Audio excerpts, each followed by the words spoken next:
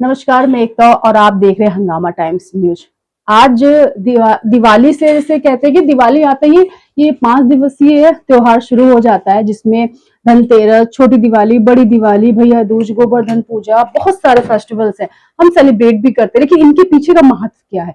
इन दिनों को सिर्फ लोग कहते हैं कि दिवाली है कि राम जी का आगमन हुआ, वापस आए, अ, सब कुछ लड़ाई जीतने के बाद अपने राज्य को संभाला, इसलिए खुशी में उन्होंने जितने भी अयोध्या वासी थे उन्होंने दीप जलाए, इसलिए दिवाली। लेकिन अब धनतेरस है, छोटी दिवस में क्या खास रहता है और इसके पीछे का महत्व भी जानते हैं धीरे धीरे, क्योंकि लोग सेलिब्रेट तो करते हैं, एक दूसरे विश करते हैं, लेकिन हैप्पी धनतेरस कहना या हैप्पी दिवाली कहने का पीछे का जो कहानी है, जो लोक कथाएं हैं, वो भी बहुत इंटरेस्टिंग है।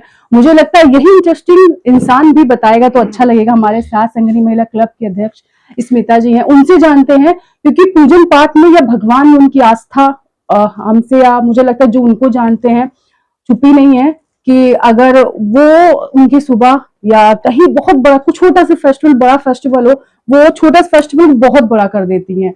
छोटी सी पूजा भी होती है तो बहुत बड़ी होती है। उनके लिए लगता है कि भगवान घर में एक सदस्य की तरह रहते हैं। उनका खाना पीना, नहलाना धुलाना, श्रृंगार, साजो श्रृंगार, सब कुछ उनके खुद ही देख रेख में होता है। तो उन्हीं से जानते हैं कि आज धनतेरस पर क्या लोक कथा है, क्या मान्यताएं है। मैम, आपका स्वागत है हंगामा टाइम्स में। और आज हमने डिस्टर्ब आपको इसलिए किया है कि हम चाहते हैं जो दर्शक हमारे आपको देखते हैं वो जाने, वो लोक कथाओं के बारे में जाने, वो जाने कि धनतेरस या दिवाली के जो 5 दिवसीय जो हमारे त्योहार हैं वो किस लिए खास है, और क्या बहुत से ऐसे लोग भी हैं मैम जो भूलते जा रहे हैं, क्यों सेलिब्रेट करते हैं आज के दिन से शुरुआत करते हैं। सबसे बहुत अच्छा प्रश्न है आपका, क्योंकि अगर मैं नॉर्मली भी और किसी से मैं बात करूं तो ये जो हम लोग विधिवत कर पाते हैं ये हमारे पूर्वजों की देन है।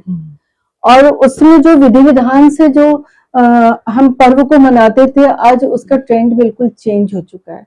लेकिन फर्स्ट में आपने जो क्वेश्चन किया है कि धनतेरस आखिर ये किस तरह मनाते हैं और क्यों मनाते हैं, एक्चुअली क्या है कि धनतेरस जो है इसी दिन वैद्य धन्वंतरी जी का जन्म हुआ था।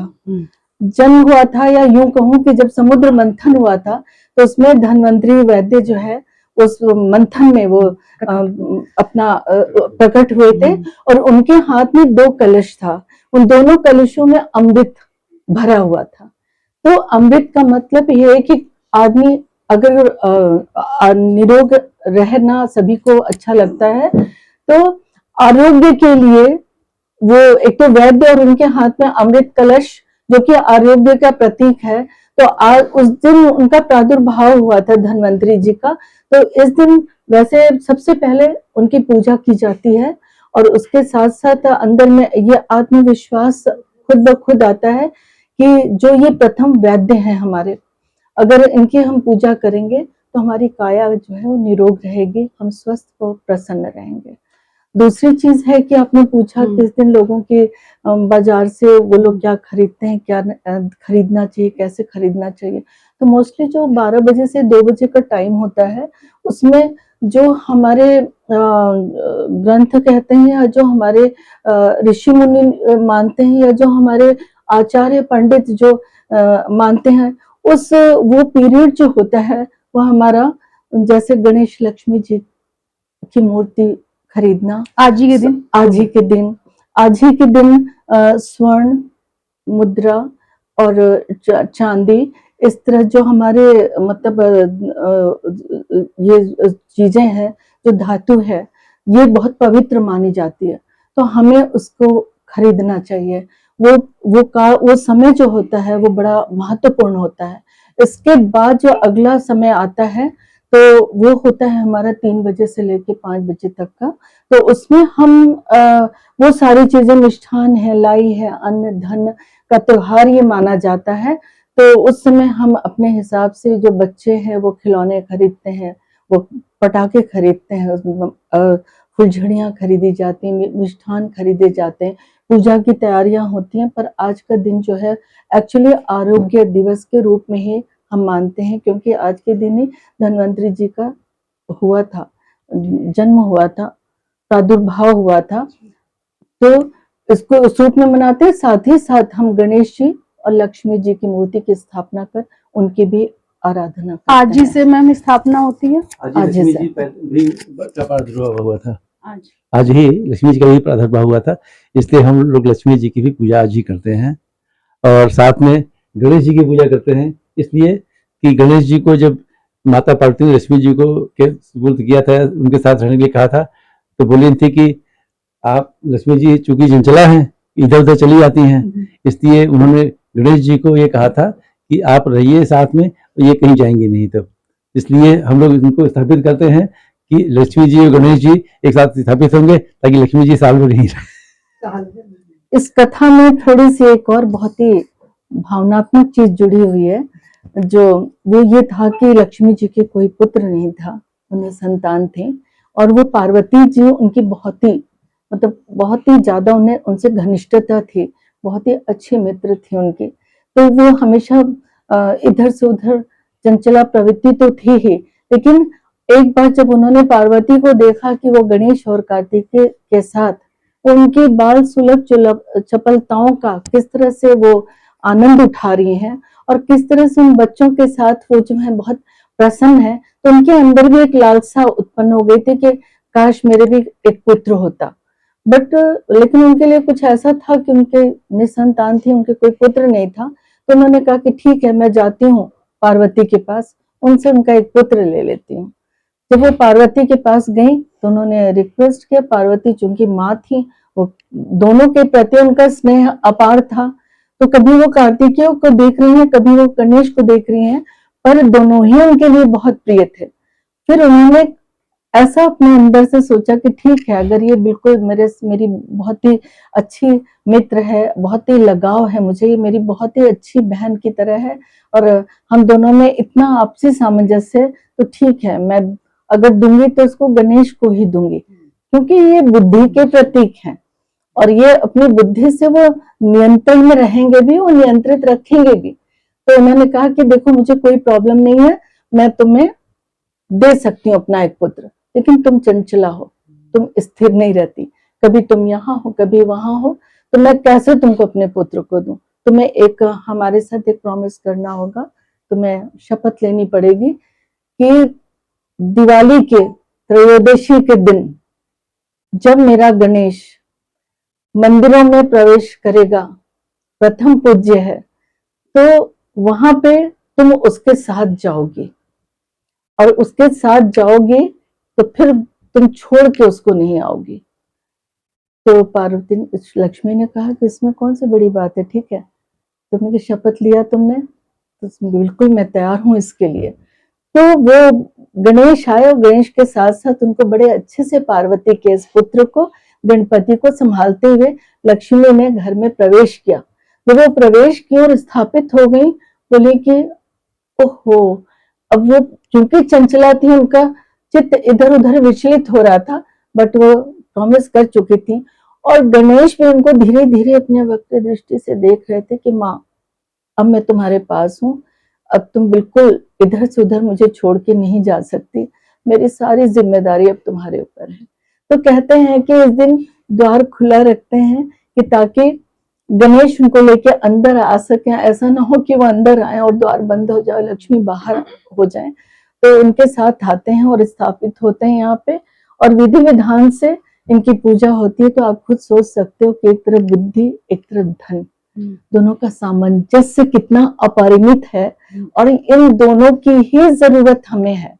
तो लोगों के साथ जब दोनों को एक साथ ये विराजमान देखते हैं, तो लोग भी बड़े फल फूल विधि विधान से, मिष्ठान आदि के साथ, रोली अक्षत चंदन आदि के साथ इनकी खुश होकर पूजा करते हैं। तो आप कैसे श्रृंगार करती हैं आज मैम? मैंने अभी उनको गंगा जल से पहले तो खुद को पवित्र किया, फिर उनको गंगा जल से स्नान कराया, फिर सुगंधित चंदन से इनको टीका किया, इसके साथ ही रोली, और गणेश को आपको पता है ये इनको सिंदूर बहुत पसंद है, सिंदूर से इनका श्रृंगार होता है, तो उनको भी सिंदूर चढ़ाया। साथ ही लक्ष्मी माँ को सिंदूर चढ़ा के मैंने अखंड सौभाग्य की कामना की। इसके साथ ही जो इस समय के सामयिक, हर त्योहार में उस समय का जो सामयिक मिष्ठान हो, अन्न धन हो, उससे जो है हम प्रसाद चढ़ाते हैं, उन्हें भोग लगाते हैं। गणेश को लड्डू बहुत प्रिय है, तो लड्डू के साथ साथ मैंने खीर, बताशे, रेवड़ी, मेवा आदि, सोन पापड़ी आदि मिष्ठान के साथ इनको भोग लगाया। साथ ही एक चीज और है कि इस दिन कहते हैं कि लोग कौन सा पात्र खरीदना चाहिए, किस धातु का पात्र खरीदना चाहिए। तो उसमें ये कि जो लोहे का पात्र होता है वो शनि देव का, उनको ही ये अर्पित होता है। तो और ये जो आपका तांबा है, सोना है, आपका चांदी है, पीतल है, ये पवित्र माने जाते हैं। तो हमें खरीदना चाहिए पूजा के निमित्त ये। बट उसमें घर के साल भर का त्योहार आता है, और जो बारात में जो बाजार में हमें जो सजी सजी दुकानें मिलती हैं, तो उसमें बहुत सारी चीजें हमें अट्रैक्ट करती हैं।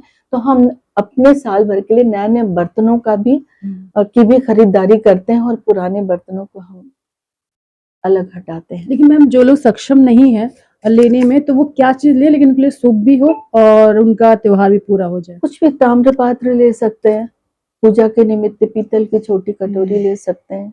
भगवान तो मन चंगा तो कटौती में गंगा, तो थोड़े से भी ये प्रसन्न हो जाते हैं। हम जो लोग हम वैभव अपना दिखाते हैं, या हम बहुत अच्छे से बाजार से महंगी महंगी चीजें या ढेर सारे उपहार या ये सब चीजें हम लाते हैं, तो मैं तो अपने अंदर से ये मानती हूँ कि अगर हमें ईश्वर ने भरपूर दिया है तो हम उसे बांट के खाएंगे और दूसरों को उपहार देंगे, और भगवान को भी उसी साज सज्जा के साथ उनकी भी आराधना करेंगे। तो ये अपने अपने मन की बात होती है, लगन की बात होती है।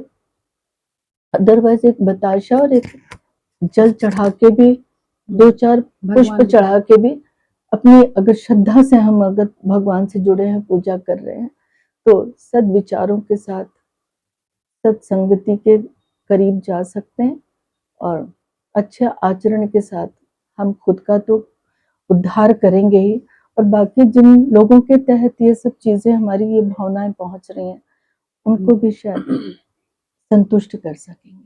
अब बात करते हैं मैम धनतेरस के दूसरे दिन, छोटी दिवाली की। उस दिन क्या खास रहता है, उसके लिए क्या लोक कथा है? देखिए, इसको यम द्वितीया के रूप में भी मनाते हैं, द्वितीया के रूप में भी मनाते हैं। उसमें ये कहते हैं कि इस दिन अगर हम पूजा करते हैं तो यमराज जो है अकाल मृत्यु से हमारी रक्षा करते हैं। हमारे अंदर एक भावना आती है कि एक दिया उनके नाम का भी जलाते हैं, दिया उनके और जिनका नाम नहीं ले उनके लिए दिया जलाते हैं। दिया जलाते हैं। तो उसमें ये मानते हैं कि अकाल मृत्यु से हमारी रक्षा करते हैं। दूसरी एक चीज है जो कोई नहीं जानता है, वो है कृष्ण और राधा की भी पूजा करते हैं। कृष्ण राधा, हाँ, कल कृष्ण राधा की अगर हम पूजा करते हैं तो उससे पता है, उससे सबसे बड़ा क्या होता है कि जब उनकी मूर्ति की हम आराधना करते हैं, उनके समीप जाते हैं, उनका ध्यान करते हैं, तो हमें सौंदर्य की प्राप्ति होती है। तो इसलिए दिन कृष्ण राधा की भी पूजा की जाती है। बट ये राजस्थान वगैरह साइड में इसका ज्यादा महात्मा है, और ये चीज मैंने वहीं से लिया। ऐसे भी मेरा है मानना कि जहाँ से कुछ अच्छी चीज होती है मैं उसको अडॉप्ट करने की कोशिश करती हूँ। तो मैं राधा कृष्ण का भी मनन करती हूँ, और उनको भी उसी भाव से उनको पूजा करती हूँ। छोटी दिवाली क्यों है? छोटी दिवाली आप ये कह सकते हैं कि धनतेरस के बाद ये आगाज होता है दिवाली, और एक बुराई पे अच्छाई की विजय की भावना के साथ हम धीरे धीरे आगे बढ़ते हैं, क्योंकि उसी दिन नरक चतुर्दशी भी मनाई जाती है। और उस दिन जो है नरक चतुर्दशी, उस दिन रात में हम उस यम का दिया जलाते हैं, और उस दिन हम ये प्राण प्रण से ये सोचते हैं कि कल हम दिवाली दीपदान करने जा रहे हैं। गणेश लक्ष्मी जी की पूजा जो अनवरत चल रही है वो हम उस तरह से करने जा रहे हैं। तो आज जो भी कहते हैं कि अगर मान लीजिए कि कुछ भी असंभव चीजें होती हैं, या कुछ ऐसी चीजें जो हमारे भावनाओं को आहत करती हैं, या बुरे विचार होते हैं, तो इस दिन जो हम दिया जलाते हैं तो उसका सिंबल होता है।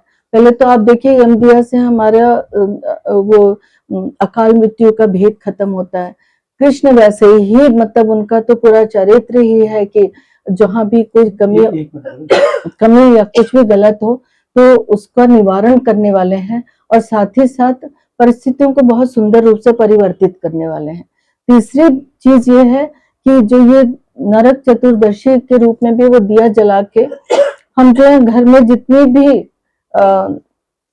जो चीजें हैं जो कि गलत है या जो आप ऐसा कर सकते निगेटिविटी जो उसको उस दिन जो है उस तरह जला के और करके अपने मन में इस भावनाओं से ओतप्रोत होके और हम ये समझते हैं कि आज के बाद से हमारे अगला दिन जो अच्छा से अच्छा आने वाला। और उसी दिन एक तो ये है कि उसके पहले ही हमें अपने पूरे विचारों को त्याग कर हम नेक्स्ट डे बड़ी दिवाली के रूप में उसको मनाने के लिए अग्रसर होते हैं।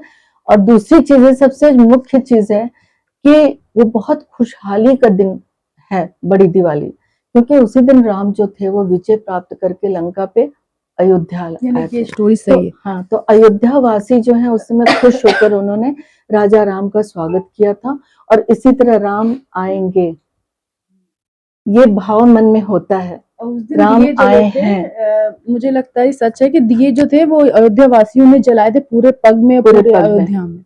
और पूरे पग में अयोध्या वासियों ने जलाए थे, लेकिन खुशी से पूरा देश भी उन ज्योति को जलाकर चारों तरफ उन्होंने अपने घर द्वार बाहर सबको प्रकाशवान किया था। और इसीलिए ये परंपरा है कि देसी घी का दिया जलाते हैं दूसरे दिन जैसा कि मेरा मानना है, मैं 16 दिया जलाकर मैं पहले दीपदान करती हूँ, पूजा करती हूँ। 16 दिया जलाना 16 शुभ है, शुभ होता है। तो ये तो भगवान के द्वार जला पे ही द्वार पे 16 दिया जला के मैं उसको पूजती हूँ। फिर उस पूजे हुए दिए को मैं घर में एक एक जगह रखती हूँ, ताकि कहीं भी कुछ ऐसी नेगेटिविटी हो, अंधेरा हो कहीं भी, तो वो प्रकाशवान हो और हमारे घर में हमेशा सुख की रोशनी फैले। ये सच में दिवाली वाले दिन वो रात जो होती है बहुत अंधेरी होती है, वो जिस अमावस्या, अब लेकिन ये ये भी हमेशा तो है कि पूर्णिमा को दिवाली होती है, अमावस्या को दिवाली होती है और उसके साथ ही हमारे दीपक के साथ अगला सवेरा प्रकाशवान होता है। शुक्ल पक्ष में हम प्रवेश करते हैं। उसके बाद बात करते हैं गोवर्धन पूजा और उससे जुड़ी हुई एक कथा। शब्द जी इसमें बोल रहा बिल्कुल। नरक चतुर्दशी का एक बहुत महत्वपूर्ण चीज है कि इस दिन भगवान कृष्ण ने नरकासुर का वध किया था। नरकासुर ने 18,000 स्त्रियों को अपने कैद में रखा हुआ था। तो जब नरकासुर का वध किया और उन्होंने उन स्त्रियों को आजाद किया, तो एक बहुत बड़ा वहां पे वो हुआ, उत्सव हुआ कि इतनी स्त्रियां जो है मतलब एक चंगुल से, एक राक्षस के चंगुल से निकल के बाहर गई। तो इसलिए इस तिथि को नरकासुर के वध की वजह से नरक चतुर्दशी भी कहते हैं। ये स्टोरी हमें कहाँ पता चलती। अब बात करते हैं हम गोवर्धन पूजा की, किस तरह मनाती हैं आप और इसके पीछे की लोक कथा। उसके पीछे की छोटी सी लोक कथा बता सकते। कृष्ण ने, ये राजस्थान में विशेष रूप से ये सेलिब्रेशन होता है इसका। उस दिन 56 भोग स्त्रियां बनाती हैं। उस दिन भगवान ने कानी उंगली पे गोवर्धन को धारण किया था और ग्वाल बाल की उन्होंने रक्षा की थी। तो इसमें जो इस विपत्ति से मुक्त होने के कारण उस दिन कोई लोग राजस्थान में बहुत धूमधाम से, और लखनऊ में आप देखेंगे घरों के बाहर गोबर से बनाए जाते हैं और रुई हुई सब उन्होंने अच्छे से डेकोरेट करके और फिर घर के बाहर एक दिया जलाया जाता है और उससे बड़े सेलिब्रेट करते हैं। अब बात करते हैं मैम भैया दूज की, उसका क्या पर्व है? और दिवाली के बाद गोवर्धन और भैया दूज, उसमें भी गोवर्धन बाबा का तो जिक्र है ही। ये भाई बहन का पर्व है और इसमें ये कहते हैं कि इस दिन जो बहनें होती हैं वो व्रत रहती हैं और गोबर से वो बनाती हैं। वो एक डिजाइन होता है जिसमें वो उसमें बिच्छू, सांप और गोवर्धन बाबा का फिगर बनाती हैं, चूल्हा बनाती हैं। तो उसकी एक स्टोरी है कि जैसे एक भाई और बहन तो ससुराल रहती थी, लेकिन भाई और भाभी रहते थे। तो ये जो भाई था ये हमेशा अपने बगीचे में जाता था और वहां से वो लकड़ियां वगैरह तोड़ के और वो करके घर लाता था। तो उसमें क्या था कि उसकी जो भाभी थी वो, उसका जिक्र आता है कि उसने सांप से फ्रेंडशिप कर ली थी, दोस्ती कर ली थी, लेकिन भाई को पता नहीं था। लेकिन ये था कि एक दिन वो भाई जब वहां पे गया और उसने जो है वो पैर, जूते में अपना पैर जब डालने लगा तो उसमें वही स्नेक जो था, सांप जो था बैठा हुआ था। तो उसने उसको बाहर झाड़ा और उसको काट के उसको वो पेड़ पे टांग दिया था उसने। और उसके बाद भाभी को आके बताया उसने, तो भाभी ने उसी को पहेली के रूप में उन्होंने उसको कहा कि अगर तुम ये पहेली अगर हमें बता दोगे क्लियर, तो मैं तुम्हें नहीं तो तुम्हें भाड़ में झोंक दूंगी। तो वो बड़ा दुखी था, बोला मैं भैया दूज का व्रत मेरी बहन रखी होगी, मैं उसके पास से आता हूँ। तो जब वहां गया तो वहां से जब बहन को सुनाया उसने, तो बहन ने कहा कि मैं चलती हूँ, मैं बताती हूँ।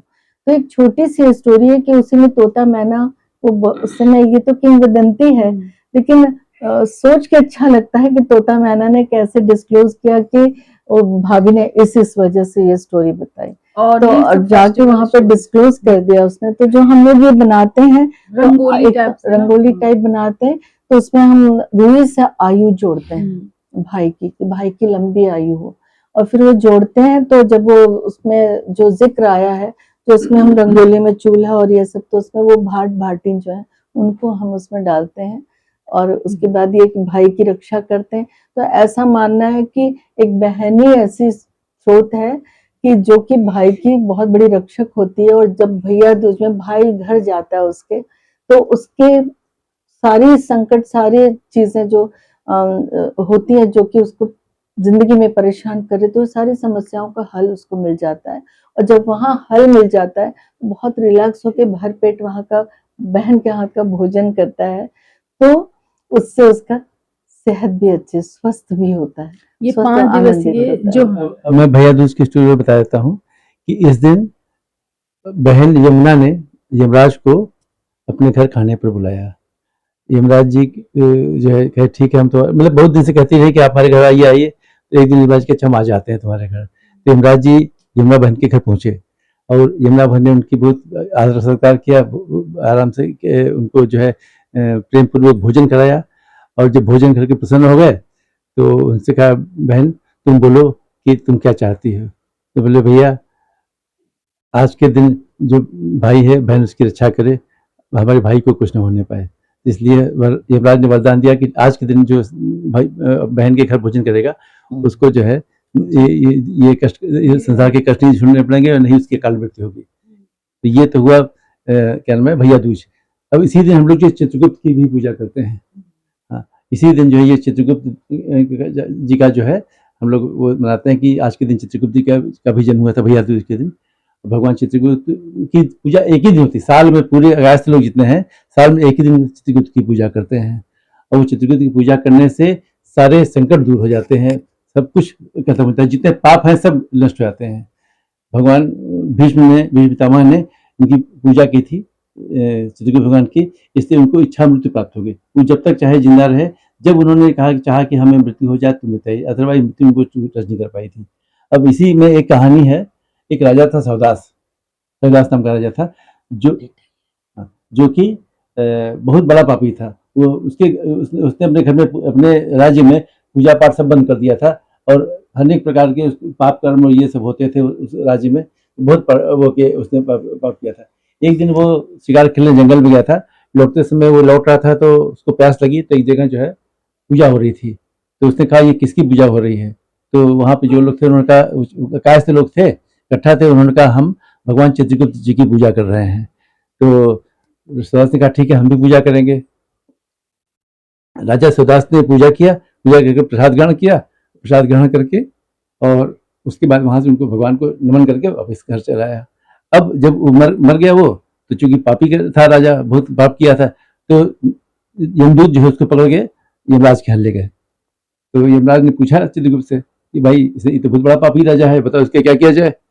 चित्रगुप्त ने कहा कि ये तो राजा बहुत पापी है, हम ये मुझे पता है, लेकिन इसने एक दिन मेरी पूजा की थी और मेरा प्रसाद ग्रहण किया था और मुझे मन से याद किया था, और आपकी कृपा से मैं पूज्य हूँ, इसलिए क्योंकि इसने क्या नाम है मेरी पूजा की थी, इसलिए इसके सारे पाप कर्म से छोड़ा दीजिए और इसको जो स्वर्ग भेज दीजिए। एक बात बता दूं कि इन्होंने वो चीज क्लियर नहीं की कि आज की अदालत में जो जजेस बैठते हैं, तो वहां ऊपर ईश्वर की अदालत में चित्रगुप्त जी हैं, वो जज हैं। तो जब यहाँ से प्राणी अपने प्राण को त्याग करके जब वो जाता है, तो सबसे पहले मुलाकात उसकी चित्रगुप्त जी से होती है, वही चिट्ठा खुलता और वो डिसाइड करते हैं कि आपके कितने सत्कर्म है और कितने दुष्कर्म है। हाँ। तो उसके हिसाब से वो डिसाइड हाँ, कि करते तेल में खौलाए जाओगे या फूलों में फेंके जाओगे। का लिखा चुका करते हैं। तो उसके हिसाब से जो है वो डिसाइड करते हैं कि तुम्हें नर्क में जाना है या तुम्हें स्वर्ग में जाना है। लेकिन सबसे अच्छी बात है कि लोक कथाएं, मुझे लगता है जब भैया दूज हो या फिर गोवर्धन पूजा हो, कुछ भी हो, तो पहले जो चौक बताए उस पर कथाएं सुनती है। चाहे हम करवा चौथ को ले सब लोग कथा सुनते हैं, उसके बाद ही पूजा संपन्न होती है। और मुझे लगता है अब मैं कहूंगी मैम अपनी पूजा पूरी करके, हमारी कथाएं 5 दिवसीय जो हमारा कार्यक्रम है, हमने लोक कथाएं तो जान ली, अब पूजा आरंभ होने जा रही है धनतेरस की। और इसके साथ ही मैम को मैं यही छोड़ती हूँ सर को, क्योंकि वो अपनी पूजा आरंभ करने जा रहे हैं। और साथ में आप सभी को, हमारे सभी दर्शकों को हैप्पी दिवाली। मैम कैसे विश करेंगे, क्या कहेंगे, कैसे सेफ रहे वो सर? मैम फिर आप। सबसे पहले मैं दिवाली के पर्व पे आप सभी को अशेष शुभकामनाएं अपनी देती हूँ, बहुत बहुत बधाई। और मैं चाहूंगी कि जो कि ये पर्व है कि अंधेरे से उजाले की तरफ जाने का, तो अच्छी भावनाओं के साथ हम आगे बढ़ें और खूब धूमधाम से पुरानी परंपरा को स्वीकार करते हुए, किस तरह से ये पूजा होती है उनको देखते हुए, हम पंप एंड शो से दूर भौतिकता में जो जी रहे हैं हम, और जिन पाश्चात्य संस्कृतियों से हम प्रेरित हो रहे हैं, उनको त्याग करके जो देसी तरीके से हमारी इंडियन कल्चर है उसके तहत हम दिए जलाएं, मिट्टी के दिए जलाएं, देसी घी के दीपक जलाएं, और उसी तरह से सभी जगह उसी के हिसाब से पूजा करके नियमित रूप से हम अपने बाकी समाज, देश सभी को प्रकाशवान करें। मैम जो पटाखे जलाते हैं बच्चों के लिए मैं यही कहूंगी कि जो ये बम और इस टाइप के जो पटाखे हैं उनसे वो दूर रहें, वो कॉटन के ड्रेसेस पहने और कोशिश करें कि जैसे उनके लिए सबसे ज्यादा फायदेमंद है कि वो फुलझड़ी, अनार, लाइट, इस टाइप के पटाखों को वो प्रेफर करें। दिए जलाएं, मिठाई खाएं, और दिए जलाएं और मिठाई खाएं। नेचुरली घर में तरह तरह के पकवान बनते हैं, वो एंजॉय करें। ये त्योहार इतना अच्छा है कि अभी तो लगता है कि 5 दिन लगातार जो है हमको जो है त्योहार मनाने को मिलेगा, अच्छा खाना मिलेगा, अच्छा पहनने को मिलेगा, अच्छा जो है पूजा करने को मिलेगा। तो आज तो हम पहले दिन पहले धनवंतरी जी की पूजा करते हैं, उसके बाद गणेश लक्ष्मी जी की पूजा करते हैं। पूजा करने के बाद जो है अच्छे भोजन करते हैं। उसके बाद नेक्स्ट डे जो है नरक चतुर्दशी है, भगवान कृष्ण की पूजा करते हैं। और बाकी जो भी धन्वंतरी जी के धनवंतरी पहले दिन हो गया, यमराज जी की पूजा करते हैं, उस दिन यमराज का जन्मदिन है और यमराज के यमराज जी को दिया जलाते हैं, उनसे प्रार्थना करते हैं कि हम निरोग रहें, हमें यमदूतों से कोई कष्ट न हो, और जब हमारा शरीर छूटे तो भगवान यमराज हमें स्वर्ग लोक में भेज दें। और हमारे चित्रकूट महाराज तो साथ उनके ही परिवार की तरफ से भी आप बोलिए। उसके बाद नहीं, अभी तो 5 आने दो। उसके बाद जो तीसरा दिन है वो दिवाली का है। भगवान राम उस दिन आए थे, तो बजाओ ढोल स्वागत में मेरे घर राम आए हैं, इस पंच को हम धारण करके उनके लिए दिए चलाएंगे। इस बार भी देखिए 7 लाख दिए जो है उस पर जलाए जा रहे हैं सरयू तट पे, और एक रिकॉर्ड होगा, ये वर्ल्ड रिकॉर्ड होगा कि इतने ज्यादा दिए जला रहे हैं। तो लोग इतने खुश हैं, इतने जो है प्रसन्न है कि भगवान राम का मंदिर बन गया।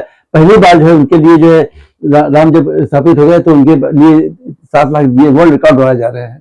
तो सबको मन प्रसन्नता है कि हम भगवान को अपने घर लाएं, हमको प्रसन्नता है कि हम अपने भगवान को अपने घर लाएंगे और हम दिए जला के उनका स्वागत करेंगे, उनके लिए गीत गाएंगे कि बजाओ ढोल स्वागत में मेरे घर राम आए हैं। इसके साथ ही मैं अपनी वाणी को विराम दूं, लेकिन मैं सबसे पहले कहना चाहूंगी कि एक शाम आती है वो याद लेकर आती है, और एक शाम जाती है वो याद देकर जाती है। जब हंगामा टाइम्स आता है हमारे सामने तो एकता आती है, अमित आते हैं, और हमें हमारी शाम को एक खूबसूरत मोड़ देख के और हमें चारों तरफ हमारे क्रियाकलापों का विस्तार करके वो हमें बहुत सारी यादें हमारे तहत छोड़ के चले जाते हैं। और मैं फिर कहूंगी, मैं बार बार कहूंगी, मैं हमेशा कहती रहूंगी, मुझे सहज हो गई मंजिलें वो हवा के रुख भी बदल गए, इनका साथ हमको जो मिल गया कि चिराग राह में चल गए। एक महत्वपूर्ण बात हम छूट गई थी, जो कि हम काय श्लोक करते हैं और हमारे साथ साथ बहुत से लोग करते हैं। ये है कलंदवात की पूजा। भगवान चित्रगुप्त को जो है हम कलंदवात का देवता मानते हैं, चूंकि हमारे वो पूर्वज हैं, पूर्वज क्या मतलब हमारे हम उनके संतान हैं, इसलिए हम उनकी पूजा करते हैं। तो उनकी पूजा कैसे करते हैं, क्या करते हैं? आज के दिन हम जो दिवाली वाले दिन रात में हम लोग उनकी कुछ लिख के, जो एक मंत्र होता है, लिख के उसको हम लोग बंद कर देते हैं और फिर अगले दिन हम कलम नहीं छूते। फिर जब उसके अगले दिन भगवान चित्रगुप्त की पूजा कर लेते हैं, हाँ, उनको भोग लगाते हैं, उनको सब कुछ कर लेते हैं, तब हम कलम को खोलते हैं और इससे भगवान से प्रार्थना करते हैं कि चूंकि हम लोग कलम का ही खाते हैं, कलम से ही जो अपनी नौकरी करते हैं, चाहे जो भी करते हैं, इसलिए भगवान हमें कलम लिखने की शक्ति प्रदान करें और हमें अच्छा लिखने को मिले, अच्छा से अच्छा जो है हम लिखें, अच्छा बोलें और ऐसा करें कि पूरे संसार में जो है सद्भाव और जो है एक दूसरे के प्रति प्रेम व्यवहार बना रहे। यही हमारी दिवाली की एक साथ बोलेंगे हैप्पी दिवाली, ठीक है? हाँ, happy Diwali, happy Diwali, happy Diwali. Happy Diwali.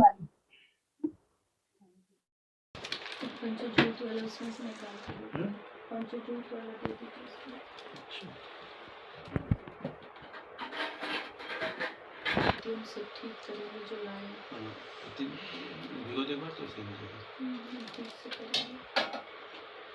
आज बड़ा अच्छा लगा एकता तुम लोग। अच्छा हमें भी लगा।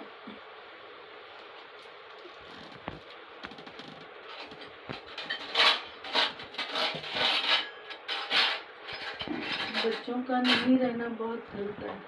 फेस्टिवल उन्हीं से होता ही है ना। ऐसा करते हैं बच्चे बहुत तेज इसी तरह करते हैं। लेकिन ये मतलब मम्मी कर रही होंगी वो हाँ, ये best तो है। पता है मम्मी कर रही है। मतलब इतना बेहद नहीं करते हैं। शैली भी वहाँ करती है, अमेरिका में रहते हैं। शैली का तो इतनी दुष्ट है कि वो 2:30 बजे बोल देती मम्मी, वो कढ़ी जो तुम उस दिन बनाई थी उसकी रेसिपी नींद में 2:30 बजे रात में आने वाली है। आप लोगों के साथ एक फोटो सेशन करना है, आ जाओ पूरी फैमिली। हल्का सा क्या होता है, मतलब उधम होने ही लग जाता है। रूबी जो भी तुम लोग बनाए थे, जितने भगवान जी लोग हैं, भगवान जी लोग जगह जगह से आए हुए हैं। इसमें हमारे सबसे ज्यादा जो है चुपचाप हद से बैठे रहते हैं वो, उन्होंने मेरे को बहुत परेशान किया। बहुत पावरफुल हो गए थे, मिल गए ना आपको? हाँ। नहीं, वो बहुत तरह से अभी भी, जब मैं कभी शिवरात्रि का करती हूँ लिटरली, तुम्हारा इनका रूप देखना क्या क्या बदलता है। इनको टीका नॉर्मल हम ऐसे करके लगाते हैं, कभी शेषनाग की तरह ऐसे, कभी इनका त्रिनेत्र दिखता है एकदम। सुन रहे हैं मुकुट पहने हुए दिखाई देते हैं। लो तुम लोग आ जाओ, कहीं बैठ खड़े हो तुम। कर लिया तुम लोग किया, कर लो, उठो बैठे।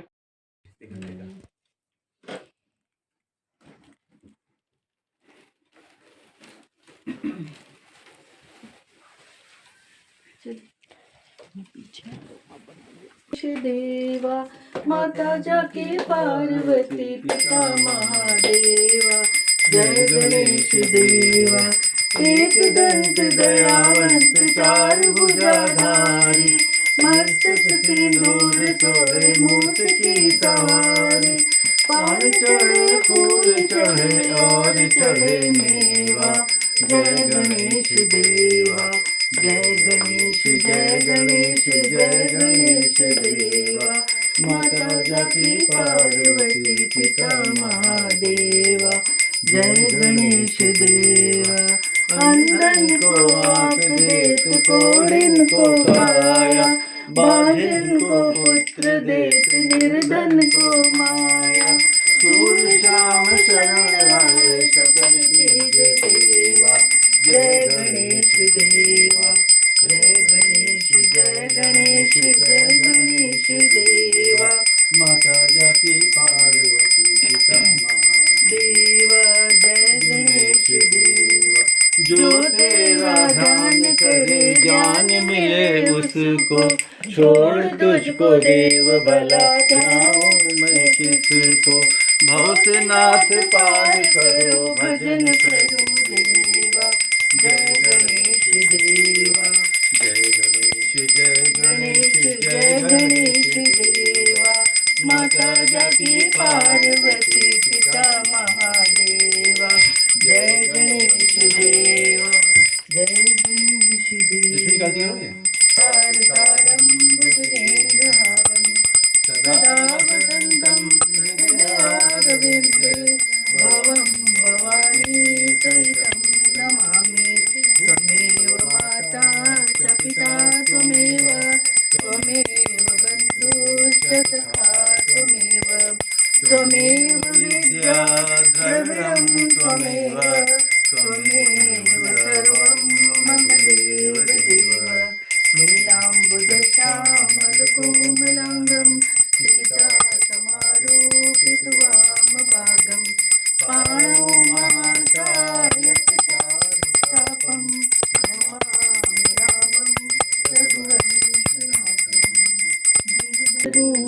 तुम्हें बार बार नमस्कार। महालक्ष्मी नमस्तुभ्यं नमस्तुभ्यं सुरश्री हरिप्रिय नमस्तुभ्यं सियापति राम जय जय राम, मेरे प्रभु राम जय जय राम, करो कल्याण जय जय राम, बोलो सांची दरबार की जय।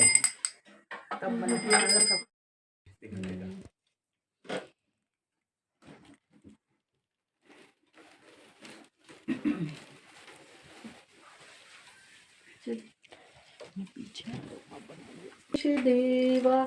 माता जाके पार्वती पिता महादेवा। जय गणेश देवा। एक दंत दयावंत चार भुजाधारी, मस्तक सिंदूर सोए मूस की सवारी। पान चढ़े फूल चढ़े और चढ़े मेवा। जय गणेश देवा, जय गणेश, जय गणेश, जय गणेश देवा। माता जाकी पार्वती पिता महादेवा। जय गणेश देवा। अंधन को आँख देत, कोढ़िन को काया, बाझिन को पुत्र देत, निर्धन को माया। सूर श्याम शरण आए सकल चीज देवा। जय गणेश देवा, जय गणेश, जय गणेश, जय गणेश देवा। माता जाकी पार्वती पिता देवा। जय गणेश देवा। जो तेरा ध्यान करे ज्ञान मिले उसको, छोड़ तुझको देव भला ध्याऊं मैं किसको।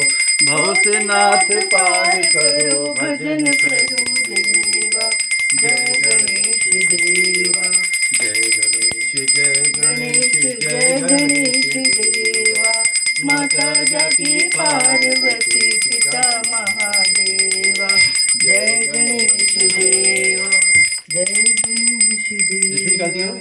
तारतारं भुजगेन्द्रहारं सदा वसन्तं हृदयारविन्दे भवं भवानी सहितं नमामि। त्वमेव माता च पिता त्वमेव, त्वमेव बन्धुश्च सखा त्वमेव, त्वमेव विद्या द्रविणं त्वमेव, त्वमेव सर्वं मम देव देव। नीलाम्बुजश्यामलकोमलाङ्गं सीतासमारोपितवामभागं पाणौ महासायकशापं नमामि रामं रघुवंशनाथं। तुम्हें बार बार नमस्कार। महालक्ष्मी नमस्तुभ्यं नमस्तुभ्यं सुरश्री हरिप्रिय नमस्तुभ्यं सियापति राम जय जय राम, मेरे प्रभु राम जय जय राम, करो कल्याण जय जय राम, बोलो सांची दरबार की जय। जय।